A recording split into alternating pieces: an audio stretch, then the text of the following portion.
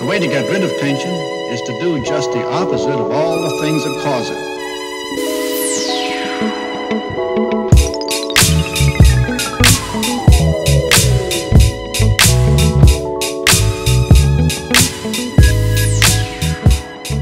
This is Hugo from Ichiban Painting, and today we're gonna look at the Tau Baracuda kit from Forge World. So it's like a what's in the box, first impression, review, call it whatever you want.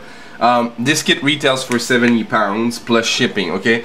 And the first thing I want to say is that I was expecting a bigger kit than that. This kit is pretty small in size. You know, I have a dreadnought right there, and as you can see with the dreadnought on top of it, it's not that big. I was expecting something bigger.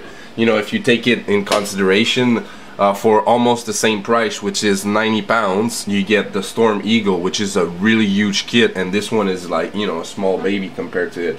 Hold on a second, I don't know if I can take my Storm Eagle in frame, but you see, I put the Storm Eagle in frame, this one is, you know, not even close to it, plus the Storm Eagle is super wide, and this thing is super flat.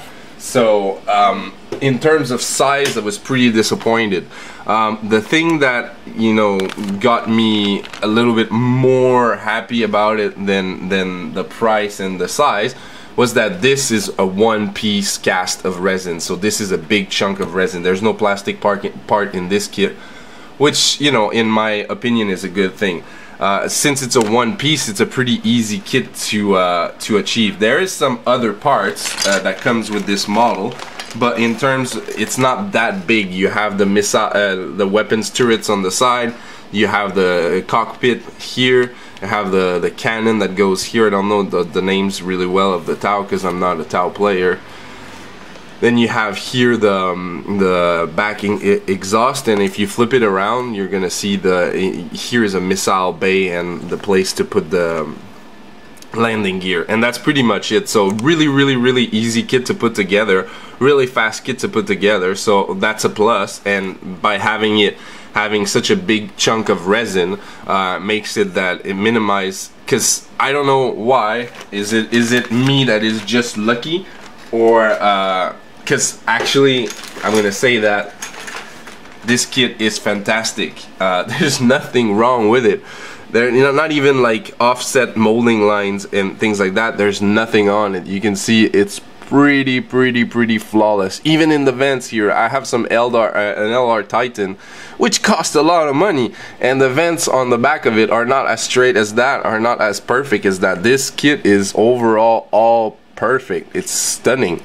I rarely seen a Forge World kit that looks like that, and I must say up to now, this is the nicest Forge World kit I ever saw in my career, and I did a lot of Forge World kits, so that's a lot to say.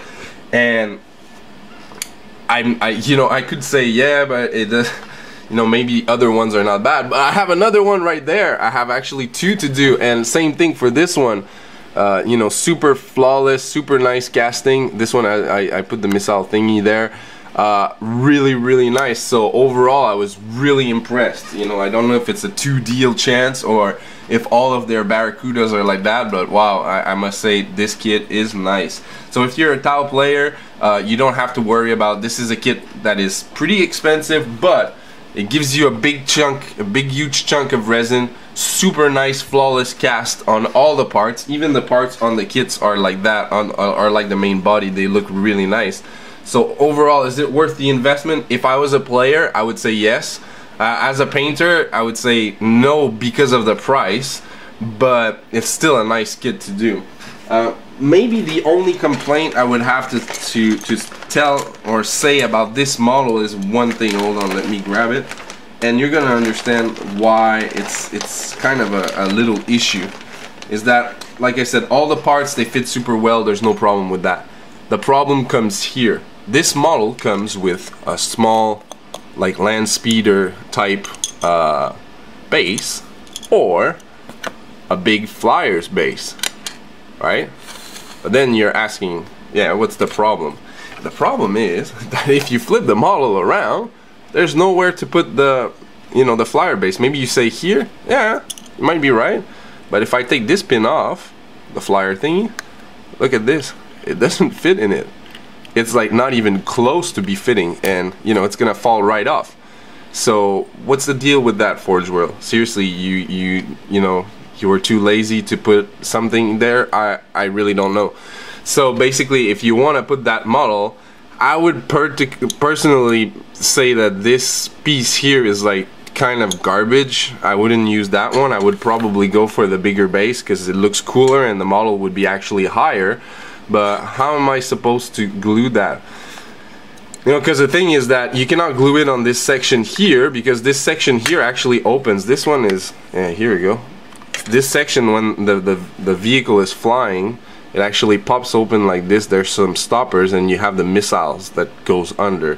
So this section is actually mobile, so you cannot glue it there. So you would probably have to put it here. But if you glue it on top, this is not a straight flat surface. It could still be doable, glue it there. But then if you glue it there, you're kind of screwed, because moving the base after that, you know, storing it or bringing it to games is going to be a little bit harder. So you'll probably have to drill a cross hole in it to be able to fit this in. But it's just a big pain in the ass, I think. I mean, from Forge World side of things, for charging that much money for this kit, it should have, you know, they should have at least had the, you know, the solution figured out to be able to put the fucking base on it. And it's like, this is my opinion, of course, but charging £70 for a small model like that, it doesn't have that much part into it.